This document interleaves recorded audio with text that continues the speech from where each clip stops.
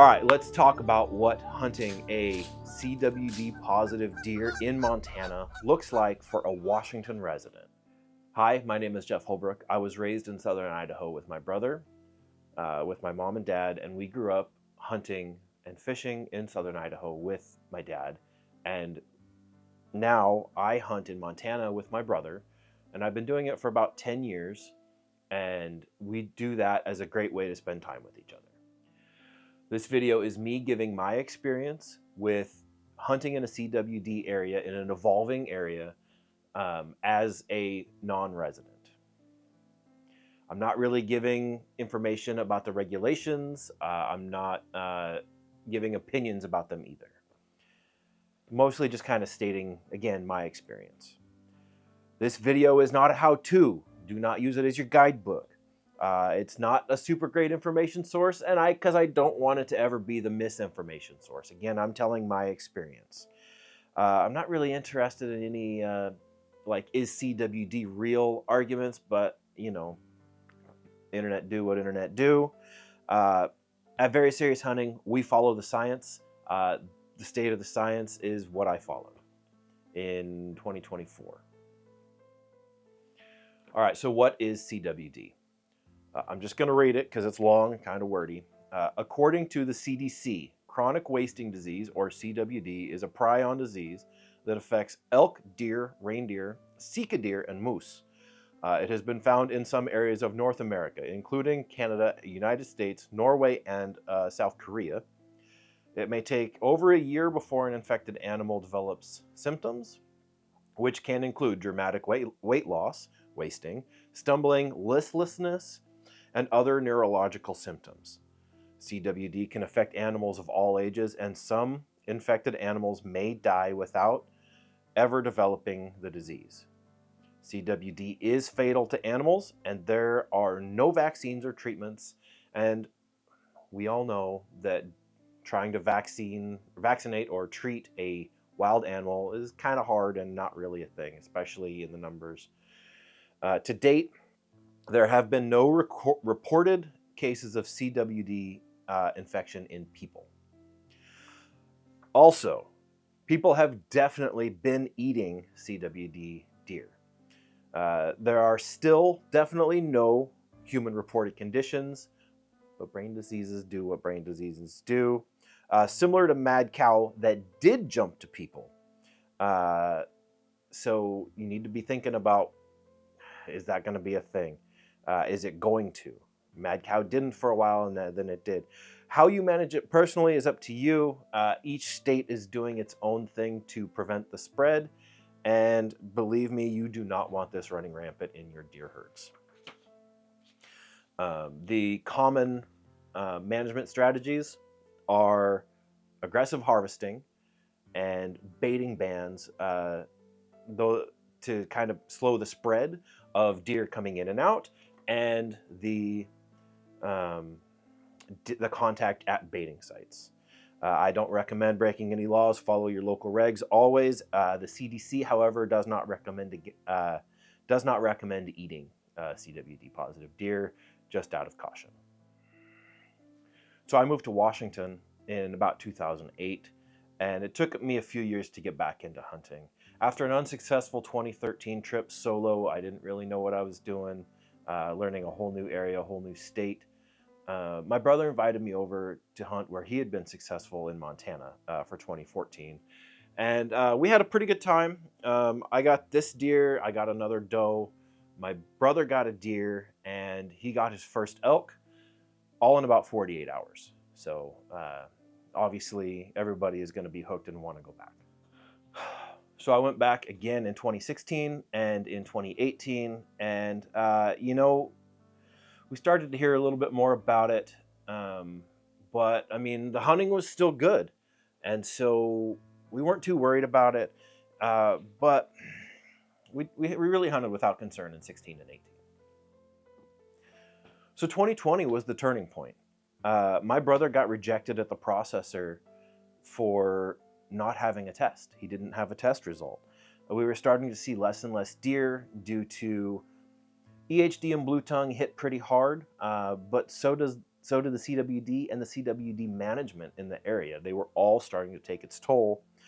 And in order to bring a deer back from Montana into Washington, it has to be deboned meat, and you could bring a cleaned skull plate with no tissue. Washington doesn't want it. Just some kind of stats about it.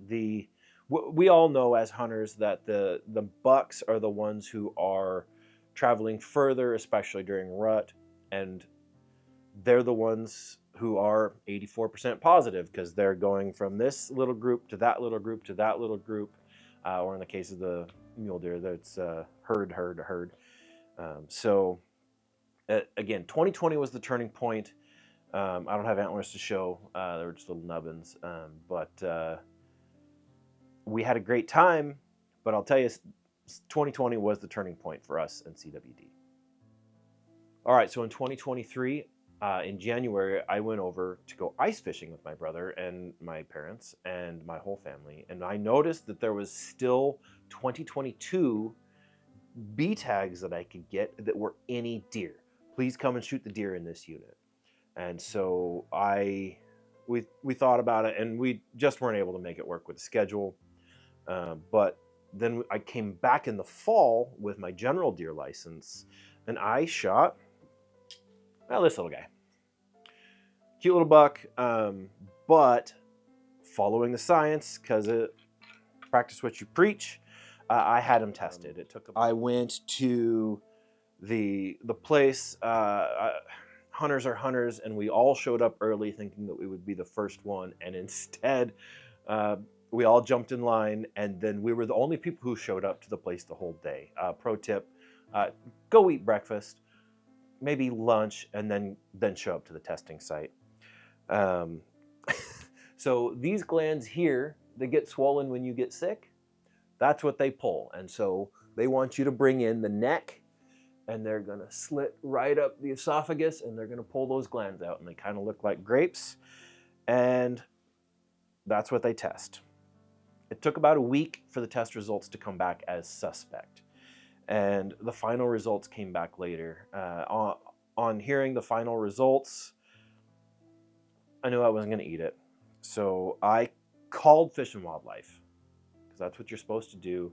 And I said, hey man, I have a CWD positive deer. I'd like to responsibly get rid of it so that I'm not the one who brings it to Western Washington.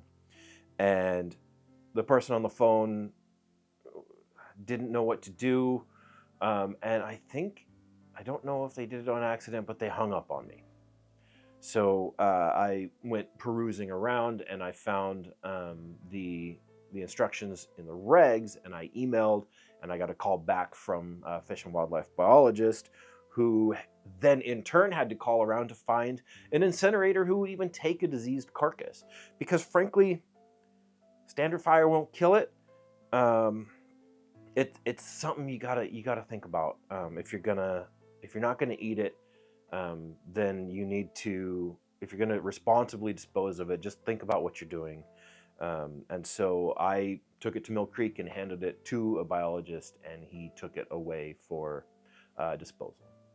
He had to find some freezer space in the meantime. It became a whole logistical thing. And he said I was one of the first ones to do it. That's why I'm making this video. I do have the antlers. I think I can turn them in for a tag, another tag, and I may do that. I may be too late to do that. I'm making this on March 2nd, I think. And I'm still going to keep going. It's a great way to spend time with my brother. We're going to start putting in for antelope tags. The elk in the area have it too. Antelope do not. And so I'm still going to find a way to go over there and hang out with my brother, because that's the time that we make to go and do that. We're going to try some different areas that are less the hot spot. Frankly, the ranch that he's on seems to be ground zero. If you go pull up the map and find the hot spot, you'll see right where we've been hunting. And so that's that. If you are going to keep a CWD positive deer, or bring a CWD positive maybe deer, think about what you're doing with that meat and the after effects of it. Try and make sure that any scraps, even that go through your dog or through your body, do not end up in a place where a deer is going to pick it up and take it around Western Washington. So let's think about that. But other than that, that's the facts. I guess I did bring a little opinion in, but I don't think any of that's too spicy. Let me know. Yeah, thanks for watching. It's certainly an experience. I'm following the science for me. I'm going to be back, um, and I'm going to do it again. And any deer that I bring back from a hot area is going to be tested. Again, thanks for watching, and like, subscribe. Bye, Mom.